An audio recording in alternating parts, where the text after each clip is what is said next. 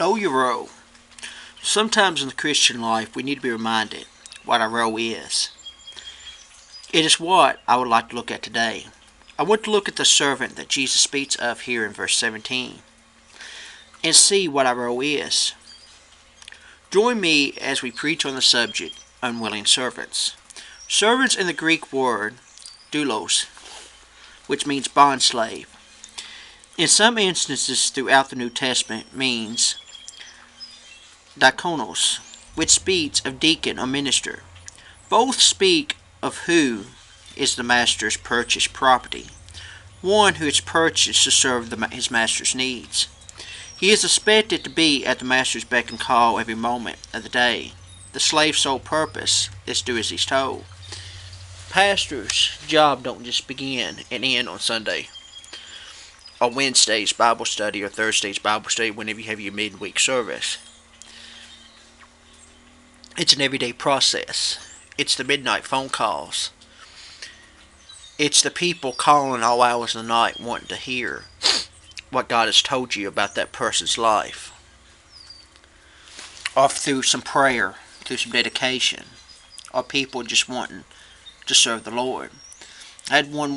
We had church service one night, and he was there, but didn't go to the altar. But I remember when I pastored the church, he called late one night and said, I want to get saved.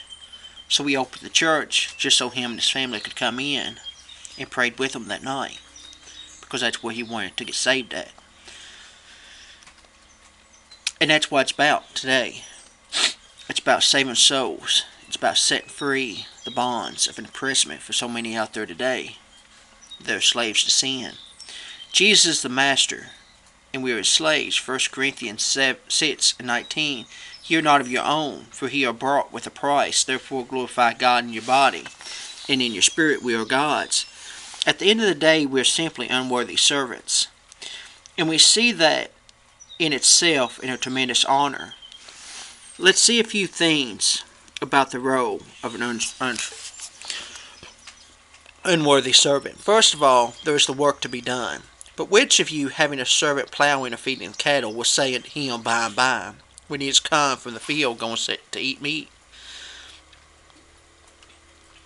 Jesus is posing a rhetorical question to his disciples. When the servant comes to plowing, does the master say, come and eat? No, he says, prepare my meal.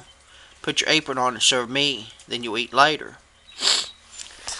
And that's what God is telling us today. He's telling us to serve him. He's telling us to obey him today in all things.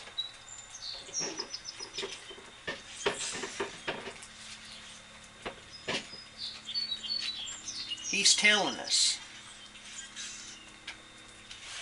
it's not about you, it's about me. He's telling us to do as I've called you to do. Walk in the vocations that I've called you to walk. Preach, teach, sing, do what I tell you to do. And do it in honor of me.